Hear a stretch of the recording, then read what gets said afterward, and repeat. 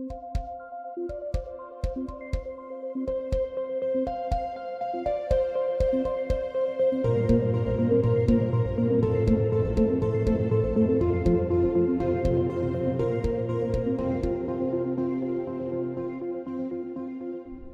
శ్వేత. Hi Teja. So ఈరోజు మనం జియో గురించి మాట్లాడదాం అనుకున్నాం. నీ చిన్నప్పుడు ఇంటర్నెట్ రేట్లు ఎలా ఉండేవి? నాకు గుర్తున్నంత వరకు ఇంజనీరింగ్ డేస్లో అయితే ఐ థింక్ ఎయిర్టెల్కి మేము ఒక 300-350 ఎంతో కట్టేవాళ్ళం పర్ మంత్. అది కూడా 2 GB per month or 5 GB per month అనుకుంటా, నాకు ఎగ్జాక్ట్లీ గుర్తులేదులే. That's okay. But yeah, this was almost about ఒక 10 years ago అని చెప్పచ్చు. ఎక్కువే ఉండేవి, like not everybody could afford. And అంటే మొబైల్ డేటా రేట్స్ కదా, ఎందుకంటే ఈ బిఎస్ఎన్ఎల్ వైఫై కనెక్షన్ అయితే ఉండేది, which was considerably a lot cheaper. అంటే అది ఐ థింక్ 1000-1500, బట్ ఎంటైర్ ఇంటికి లైక్ 4-5 devices వరకు కంఫర్టబుల్ గా వచ్చేది. బ్రాడ్బ్యాండ్ ఇంటర్నెట్ అది. Yeah yeah. నీ చిన్నప్పుడు నా చిన్నప్పుడు డెఫినెట్గా ఉంటాయి, కానీ నాకు కూడా సిచ్యువేషన్ అంతే. ఎయిర్టెల్ 250కో 300కో 2 GB డేటా ఇచ్చేది, 2G. 3G తీసుకుంటే ఇంకా ఫాస్ట్గా అయిపోయేది కదా అని చెప్పి 2G తీసుకునేవాళ్ళం అనమాట అప్పట్లో. ఓకే. నేను జేఈకి ప్రిపేర్ అయ్యే టైంలో మాకు ఇంటర్నెట్ కనెక్షన్ ఉండేది కాదు. సో అప్పుడు యూనినార్, ఎయిర్సెల్ తక్కువ రేట్కి ఇంటర్నెట్ అమ్మేవన్నమాట. ఓకే. అవి కూడా 200 రూపీస్ ఎంత ఉండేవి, 2 GB. కాకపోతే అది 2 GB డేటా అయిపోయిన తర్వాత స్పీడ్ క్యాప్ అవుద్ది అనమాట. Yeah. So unlimited 2G, unlimited 3G. కాకపోతే ఫస్ట్ 2 GB వరకే ప్రాపర్ స్పీడ్ వస్తుంది. ఎయిర్టెల్ ఇలా కాదనుకుంటా కదా. ఎయిర్సెల్ యా యా, నువ్వు చెప్తుంది ఎయిర్సెల్. బట్ నాకు గుర్తుంది ఏంటంటే ఎయిర్టెల్లో నువ్వు ఒకసారి డేటా వాడేసిన తర్వాత ఈ తక్కువ స్పీడ్తో ఏదైతే ఉందో అది మా ఇంటర్నెట్కి ఉండేది అది. ఎందుకంటే నేను అప్పట్లో చదువుదో అన్న కుతూహలతో చాలా కోర్సెస్ డౌన్లోడ్ చేసేసేదాన్ని, ఏది చూసేదాన్ని కాదు. ఆర్ ఈ ఆర్జీవి రామూయిజం వీడియోస్ ఇట్లాంటివి చాలా చూసేదాన్ని. సో విత్ ఇన్ ఫస్ట్ 5-10 daysలో మా ఇంటర్నెట్ కెపాసిటీ అయిపోయింది. ఐ మీన్ ఏదైతే లిమిట్ ఉందో, I think 10 GB or I think I don't exactly remember, నేను కంప్లీట్లీ యూటిలైజ్ చేసేసేదాన్ని అనమాట. సో తర్వాత మాకు స్లోవర్ స్పీడ్ ఇంటర్నెట్ వచ్చేది. But from what I remember, I don't think mobile network అయితే అట్లీస్ట్ ఎయిర్టెల్ వీటికైతే ఇలా ఉండేది కాదనుకుంటా. ఓకే. జియో వచ్చిన తర్వాత మొత్తం ఇదంతా మారిపోయింది. జియో వాడు ఎందుకు ఇంత చీప్గా ఇంటర్నెట్ ఇవ్వగలిగాడని చెప్పి క్యూరియాసిటీ వచ్చిందనమాట. అప్పటికి ఇంకా 3 పిల్లలకి పెళ్ళిళ్ళు అయ్యి ఉండవులే.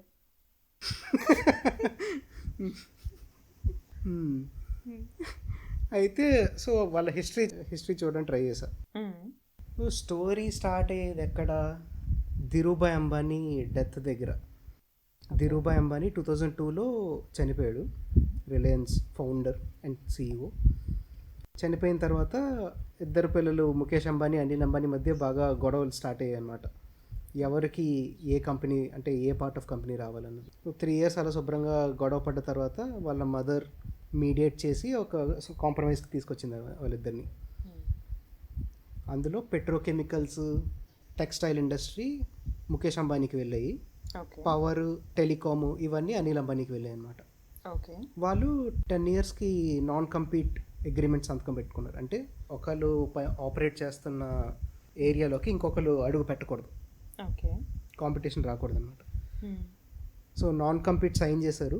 అయితే 2008-9 టైంలో అనిల్ అంబానీకి బాగా ఫైనాన్షియల్ ట్రబుల్స్ వచ్చేసరికి ముఖేష్ అంబానీ హెల్ప్ చేశాడు. హెల్ప్ చేసినప్పుడు ఇంకా వాళ్ళు ఈ నాన్ కంపీట్ అగ్రిమెంట్ ఏదైతే ఉందో అది స్క్రాప్ చేస్తారనమాట. సో ఇప్పుడు కావాలంటే ముఖేష్ అంబానీ టెలికామ్ ఇండస్ట్రీలోకి ఎంటర్ అవ్వచ్చు. అయితే ముఖేష్ అంబానీకి దగ్గర టెలికామ్ ఇండస్ట్రీలోకి ఎంటర్ అవ్వాలనుకున్న అతని దగ్గర రిసోర్సెస్ ఏవీ లేవు. కంపెనీని స్క్రాచ్ నుండి బిల్డప్ చేయాలి. ఓకే. ఎందుకంటే రిలయన్స్ కమ్యూనికేషన్స్ అన్న కంపెనీ మొత్తం అనిల్ అంబానీ చేతిలో ఉండేదన్నమాట. సో ఇక్కడ ముఖేష్ అంబానీ ఒక రోడ్ బ్లాక్లో ఇరుక్కుపోయాడు. కొత్త కంపెనీ స్టార్ట్ చేస్తే దాన్ని స్క్రాచ్ నుండి బిల్డ్ చేయాలి, దానికి కస్టమర్ బేస్ అనేది కష్టపడి బిల్డప్ చేసుకోవాలి, దానికి చాలా time and effort and resources పడతాయి. అందుకని ఏం చేశాడంటే 2007లో సెటప్ అయిన ఇన్ఫోటెల్ బ్రాడ్బ్యాండ్ అనే కంపెనీని కొనేశాడు అనమాట. ఈ ఇన్ఫోటెల్ బ్రాడ్బ్యాండ్ అన్న company broadband service, wireless broadband service ఇచ్చేది. బేసికలీ నీకు ఇంటర్నెట్ 3 విధాలుగా వచ్చేది ఆ రోజుల్లో. ఒకటి direct broadband communication, telephone lines నుండి మీ ఇంటికి బ్రాడ్బ్యాండ్ కనెక్షన్ పెట్టారు, బేసికలీ మీ బిఎస్ఎన్ఎల్ కనెక్షన్. రెండవది మొబైల్ ఇంటర్నెట్ అనమాట, అంటే మన 2G 3G ఇంటర్నెట్ కోసం సిమ్లు తీసుకుంటాం కదా, ఆ కాల్ చేసుకోవడానికి వాడే సిమ్ని మొబైల్ డేటాకు కూడా వాడుకోవచ్చు. మీకు 2G 3Gని యాక్సెస్ చేయగలిగే ఫోన్ ఉంటే ఆ సిమ్ ద్వారానే యాక్సెస్ చేసుకోవచ్చు అనమాట. ఇవి కాకుండా మూడోది వైర్లెస్ బ్రాడ్బ్యాండ్ అని కూడా ఉండేది, అంటే బేసికలీ ఒక డాంగిల్ ఉండేది. సో డాంగిల్ని నీ కంప్యూటర్కి కనెక్ట్ చేస్తే అది వైర్లెస్గా ఇంటర్నెట్ ఇచ్చేదన్నమాట. మేము ఆ ఎయిర్సెల్ కనెక్షన్ ఆ డాంగిల్ కనెక్షనే. ఇంకా అప్పట్లో టాటా డాంగిల్ కనెక్షన్ కూడా ఉండేది ఒకటి, నీకు గుర్తుందో లేదో. ఏంటది? బేసికలీ ఇంటర్నెట్ కనెక్షనే, కాకపోతే టాటా వాడిది అనమాట. ఒక యూఎస్బీ లాంటి డాంగిల్ ఉంటుంది, అది కంప్యూటర్ పెడితే పనిచేసేది. ఇట్స్ వెరీ ఫేమస్ అప్పట్లో, it used to be a bit famous. Okay. So ఈ 3 రకాల ఇంటర్నెట్లు ఉండేవన్నమాట. ఈ ఇన్ఫోటెల్ బ్రాడ్బ్యాండ్ అనే కంపెనీ ఆ థర్డ్ టైప్ ఆఫ్ ఇంటర్నెట్కి మాత్రమే, ఈ ఇన్ఫోటెల్ బ్రాడ్బ్యాండ్ అనే కంపెనీ ఆ థర్డ్ టైప్ ఆఫ్ ఇంటర్నెట్ సర్వీసెస్ని ప్రొవైడ్ చేసేది. అది చాలా చిన్న కంపెనీ. సో ఈ ఇన్ఫోటెల్ బ్రాడ్బ్యాండ్ అనే కంపెనీ ఆ థర్డ్ టైప్ ఆఫ్ ఇంటర్నెట్ సర్వీసెస్ని ప్రొవైడ్ చేసేది అనమాట, డాంగిల్ ఇంటర్నెట్ కనెక్షన్ని. దాని మార్కెట్ వాల్యూ చాలా తక్కువ, 2.5 crores. 2007 నుండి 10 ఈ మధ్యకాలంలో 2G 3G 4G స్పెక్ట్రమ్ని ఆప్షన్ చేయడం మొదలుపెట్టారు. అంటే బేసికలీ ఇప్పుడు స్పెక్ట్రమ్ ఏంటనేది ఎక్స్ప్లెయిన్ చేయాలా, అవసరం లేదా? చెయ్యి. బేసికలీ వైర్లెస్ టెక్నాలజీ అన్నది నీకు నీ ఫోన్ అనేది ఒక రేడియో వేవ్స్ని ఎమిట్ చేస్తుంది అనమాట. ఓకే. అవి ప్రతి వేవ్కి ఒక పర్టికులర్ ఫ్రీక్వెన్సీ ఉంటుంది. సో నీ సెల్ ఫోన్ ఆపరేటర్ ఎవరైతే ఉంటారో, ఆపరేటర్ కంపెనీ, వాళ్ళు ఒక పర్టికులర్ అమౌంట్ ఆఫ్ ఫ్రీక్వెన్సీని కొనుక్కుంటారనమాట. ఓకే, రేడియో లాగా. యా, సర్టన్ మెగాహర్ట్స్ నుండి సర్టన్ మెగాహర్ట్స్ వరకు ఆ ఫ్రీక్వెన్సీని వాళ్ళు డబ్బులు ఇచ్చి గవర్నమెంట్ నుండి కొనుక్కుంటారు.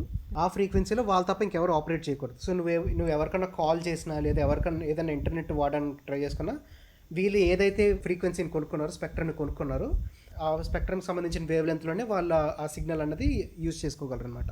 ఓకే. పెద్ద కంపెనీలు ఎక్కువ కస్టమర్ కావాలనుకున్న కంపెనీలు ఎక్కువ స్పెక్ట్రమ్ని కొనుక్కుంటాయి, చిన్న కంపెనీలు తక్కువ స్పెక్ట్రమ్ని కొనుక్కుంటాయి. సో స్పెక్ట్రమ్ అన్నది లిమిటెడ్గా ఉంటుంది కాబట్టి ఈ కంపెనీలన్నీ బిడ్డింగ్లో కొనుక్కుంటాయి అనమాట, వేలంపాటలో కొనుక్కుంటాయి మిగతా కంపెనీస్తో కంపీట్ చేసుకొని. ఓకే. అలాగే 2G స్పెక్ట్రమ్ని అలాగే ఆప్షన్ చేశారు, 3G స్పెక్ట్రమ్ని అలాగే ఆప్షన్ చేశారు, 4G స్పెక్ట్రమ్ని కూడా 2010లో ఆప్షన్కి పెట్టారనమాట. కాకపోతే ఏంటి, గవర్నమెంట్ అప్పుడు పెట్టిన రూల్ ఏంటంటే 4G స్పెక్ట్రమ్ మీద ఓన్లీ ఇంటర్నెట్ మాత్రమే ఇవ్వగలరు, వాయిస్ కాల్స్ చేయకూడదు అని రూల్ పెట్టారు. ఓకే. దీంతో ఏమైందంటే ఎయిర్టెల్, ఐడియా, వడాఫోన్ ఇవేవి కూడా ఇంట్రెస్ట్ చూపించలేదన్నమాట. దీంతో ఈ ఇన్ఫోటెల్ అన్న కంపెనీ చాలా తక్కువ రేటుకి 4G స్పెక్ట్రమ్ని కొనగలిగిందనమాట కంట్రీ వైడ్. ఓకే. ఇక్కడ ఇంట్రెస్టింగ్ విషయం ఏంటంటే ఇన్ఫోటెల్ కంపెనీ వాల్యూ 2.5 crores. వాళ్ళు స్పెక్ట్రమ్ కొనడానికి యాక్సిస్ బ్యాంక్ నుండి 250 crores అప్పు తీసుకుంటారనమాట. ఓకే. మార్చ్ 2010లో 250 crores, which is 10 times their market value. అంత అప్పు తీసుకొని బిడ్ చేసి 4G స్పెక్ట్రమ్ మొత్తం వాళ్ళు తీసుకుంటారు. ఇది మార్చ్ 2010లో వద్ది. జూన్ 2010లో అంబానీ బ్రదర్స్ ఇద్దరు సెటిల్మెంట్కి వస్తారనమాట, నాన్ కంపీట్ని స్క్రాప్ చేసుకుందాం అనే డెసిషన్కి వస్తారు. ఓకే. జూన్ ఎండింగ్కి రిలయన్స్ వాడు ఇన్ఫోటెల్ని కొనేస్తాడు. ఓకే. ఆ విధంగా ముఖేష్ అంబానీకి ఇన్ఫోటెల్ ద్వారా చాలా చీప్గా 4G స్పెక్ట్రమ్ మొత్తం వచ్చేస్తుంది. బట్ అంటే ఓకే, ఇది ఈ ఇన్ఫోటెల్ ఏదైతే బిడ్డింగ్కి 250 crores వేసిందో దాంట్లో ముఖేష్ అంబానీ ఇంటర్ఫియరెన్స్ ఉందా? అది ఉందని ఒక కన్స్పిరసీ అయితే ఉంది. ప్రశాంత్ భూషణ్ దాని మీద కేసు కూడా వేశాడు. అంటే ఉంటే తప్పేంటి? ఎవరు బిడ్డింగ్లో పార్టిసిపేట్ చేస్తున్నారు అన్న దాన్ని బట్టి బిడ్డింగ్ ప్రైస్ కూడా చేంజ్ అవుతుంది కదా. ఓకే. పెద్ద ప్లేయర్ ఉంటే మిగతా పెద్ద ప్లేయర్స్ కూడా ఇంట్రెస్ట్ చూపిస్తారు. అదొకటి. ఓకే. పోనీ ఎంటర్ అయితే అయ్యాడు. ఇప్పుడు ముఖేష్ అంబానీ ఉంటే ఏంటి, వేరే కంపెనీ ఉంటే ఏంటి, బిడ్డింగ్ అన్నది బిడ్డింగ్, ఎవరు బిడ్ చేయలేదు. మొత్తానికి ఇన్ఫోటెల్ అయితే కొనుక్కుంది. 2010లో జరిగింది అన్నమాట ఇది. 2013లో గవర్నమెంట్ ఒక చేంజ్ తీసుకొస్తుంది అనమాట. ఏంటి, ఇప్పుడు 2010లో అమ్మిన 4G స్పెక్ట్రమ్ ఓన్లీ ఇంటర్నెట్కి మాత్రమే. అవును. అది వాయిస్ కాల్స్ ఆ స్పెక్ట్రమ్ ద్వారా చేయకూడదన్న రూల్ ఉండేది. 2013లో ఒక చిన్న చేంజ్ చేసి వాయిస్ కాల్స్ కూడా అలో చేయడం స్టార్ట్ చేశారనమాట. Okay okay. దానికి 600 యా దానికి 160 crores ఎక్స్ట్రా ఫీజు కట్టాలని చెప్పి ఒకటి పెట్టారు. సో ఈ విధంగా చాలా చీప్గా 200 కోట్లకి ముఖేష్ అంబానీకి 4G స్పెక్ట్రమ్ వచ్చింది. దాని మీద కాల్స్ చేసుకునే రైట్స్ కూడా వచ్చాయి అనమాట. సో అంటే ఇది మిగతా కంపెనీస్ అన్ని అబ్జెక్షన్ రైజ్ చేసాయి. చాలామంది PALs కూడా ఫైల్ చేశారు, ఇంక్లూడింగ్ ప్రశాంత్ భూషణ్. గవర్నమెంట్ అంటే ఇది న్యాయంగా అందరికీ లైక్ పెద్ద టెలికాం ఆపరేటర్స్కి చెప్పి ఆప్షన్ చేస్తే గవర్నమెంట్కి ఈజీగా 20,000 crores వరకు వచ్చేవి. ఓకే. సో వీళ్ళు ఆప్షన్ చేసుకోవడం వల్ల వెళ్ళాల్సిన బిడ్డింగ్ 200 crores తో అయిపోయింది. యా అండ్ మెయిన్ థింగ్ ఏంటంటే ఇన్ఫోటెల్ అన్నది ముందు నుండి ముఖేష్ అంబానీ బ్యాక్గ్రౌండ్లో రన్ చేస్తున్నాడన్న ఒక పుకార్ అయితే ఉందన్నమాట. అంటే అతను నాన్ కంపీట్ సైన్ చేసిన తర్వాత కూడా ఈ ఇండస్ట్రీలోకి ఎంటర్ ట్రై చేశాడు. తర్వాత CAG వాళ్ళ రిపోర్ట్ ప్రకారం బేస్ 4G స్పెక్ట్రమ్ ప్రైస్ అన్నది అట్లీస్ట్ 2,000 crores వరకు ఉండాల్సి ఉండేది. కానీ ఇలా చేయడం వల్ల 200 crores ఆడు ముఖేష్ అంబానీ తీసుకోగలిగాడని చెప్పి CAG కూడా రిపోర్ట్ రిలీజ్ చేసిందనమాట. దాంతోపాటు వాళ్ళు యాక్సిస్ బ్యాంక్ కూడా నోటీసులు పంపించారు, మీరు 2.5 crores వాల్యూ చేసే కంపెనీకి 250 crores అప్పు ఎలా ఇచ్చారని. అయితే దాని తర్వాత పెద్దగా ఏమీ అవ్వలేదు. అయితే ఇది 2013లో జరిగిందనమాట ఈ చేంజ్. 2012 నుండి ముఖేష్ అంబానీ 4G ఇన్ఫ్రాస్ట్రక్చర్ మీద ఇన్వెస్ట్ చేయడం మొదలుపెట్టాడు. టవర్లు కట్టించడం, ఫైబర్ ఆప్టిక్ కనెక్షన్లు పెట్టించడం, ఇవన్నీ చేశాడనమాట. 2014 కల్లా 90% అర్బన్ ఏరియాకి 4G ఇంటర్నెట్ సర్వీసెస్ ఇచ్చేలాగా ముఖేష్ అంబానీ రెడీ అయ్యాడు. ఇన్ఫ్యాక్ట్ 2014లో IIT బాంబే టెక్ ఫెస్ట్లో రిలయన్స్ జియో 4G ఇంటర్నెట్ అన్నది వాళ్ళు ట్రయల్ రన్ కూడా చేశారనమాట. నేను అక్కడ ఉన్నాను. అది నార్మల్ వైఫై లాగే అనిపించింది, ఇట్ వాస్ ఫైన్. బట్ 2014 కల్లా దే వర్ రెడీ. ఈ 2012 to 14లోనే ఇంకొన్ని చేంజెస్ కూడా చేశారనమాట. ఫర్ ఎగ్జాంపుల్ లైక్ చీప్ రేట్కి టవర్లు అవన్నీ పెట్టించగలిగితే తక్కువ రేట్కి సిగ్నల్ అన్నది మారుమూల ప్రాంతాలకి ఇవ్వగలుగుతాం అని చెప్పి 2012లోనే గవర్నమెంట్కి చెందిన universal service obligation fund, USOF అనే ఫండ్ని గవర్నమెంట్ సెటప్ చేసింది అనమాట. అది డిపార్ట్మెంట్ ఆఫ్ టెలికాం కింద వస్తుంది. సో టెలికాం ఆపరేటర్స్ అందరూ వాళ్ళకు సంపాదించిన ప్రతి రూపాయలు 10% ట్యాక్స్ దానికి కట్టాలి. 2012లో దీన్ని 5%కి తగ్గించారు. 2018లో దాన్ని 2%కి తగ్గించారు. వాళ్ళ రీజనింగ్ ఏంటి, ఇనఫ్ టవర్స్ కట్టేసామనా? అంటే వాళ్ళకి అంత అవసరం పడట్లేదని ఆ ఫండ్కి. ఏదైతే ఉంది ఈ మ్యాక్సిమం 4G ఇన్ఫ్రాస్ట్రక్చర్ మొత్తం ముఖేష్ అంబానీయే కట్టించాడు జియో. ఈ ఇన్ఫ్రాస్ట్రక్చర్ కట్టించడానికి 1.5 lakh crores అప్పు తీసుకున్నాడు అనమాట. నేషనల్ ఇంటర్నేషనల్ బ్యాంక్స్ నుండి 1.5 lakh crores అప్పు తీసుకున్నాడు. అప్పు తీసుకున్న తర్వాత 2016లో ఫైనల్గా అది జియోని పబ్లిక్కి రిలీజ్ చేశారనమాట. అయితే సో ఇక్కడ free internet, free voice calls ఇవ్వడానికి మేజర్ రీజన్ ఏంటంటే 4G ఇంటర్నెట్ ఇన్ఫ్రాస్ట్రక్చర్ కన్స్ట్రక్ట్ చేసే టైంలో అతను మెయిన్గా ఎక్కువ LTE అనే టెక్నాలజీకి ఎక్కువ ఇంట్రెస్ట్ చూపించాడు అనమాట. LTE అంటే లాంగ్ టర్మ్ ఎవల్యూషన్. దాని ద్వారా వాయిస్ ఓవర్ LTE అన్న కనెక్షన్ ఇవ్వగలిగాడు అనమాట. బేసికలీ నీ సెల్ ఫోన్ కాల్స్ ఏవైతే ఉంటాయో అవి కూడా ఇంటర్నెట్ ద్వారా చేసుకోవడానికి వీలవుతుంది. సో దాని ద్వారా ఏంటంటే వాయిస్ కాల్స్ అనేవి ఫ్రీ అని చెప్పేసి ఓన్లీ మొబైల్ డేటాకి ఛార్జ్ చేయడం మొదలుపెట్టాడు. ఎందుకంటే వాయిస్ కాల్స్ కూడా మొబైల్ డేటా ద్వారానే అవుతాయి కాబట్టి. ఇది గుర్తుంది నాకు. యా. అండ్ ఇంకొక విషయం ఏంటంటే 4G స్పెక్ట్రమ్, ఈ 4G టెక్నాలజీలో ఏమవుద్దంటే నార్మల్ 2G 3G లేదా టిపికల్ వాయిస్ కాల్స్తో పోలిస్తే 1/3 లేదా 1/4 అమౌంట్ ఆఫ్ ఖర్చుతోనే సేమ్ అమౌంట్ ఆఫ్ డేటాని ట్రాన్స్మిట్ చేయడానికి అవుతుంది అనమాట. So actual price of operation అన్నది చాలా వరకు తగ్గిపోద్ది. దానికి తోడు ఇన్ఫ్రాస్ట్రక్చర్ మొత్తం అతని చేతిలోనే ఉంది, వేరే వాళ్ళకి రెంట్ చేయాల్సిన అవసరం లేదు. సో ఆ ఖర్చు కూడా తగ్గింది. దానికి తోడు గవర్నమెంట్ ట్యాక్స్ కూడా కట్ చేసింది. వీటన్నిటి వల్ల 4G ఆపరేషన్ అన్నది చాలా చీప్ అయిపోయింది అనమాట.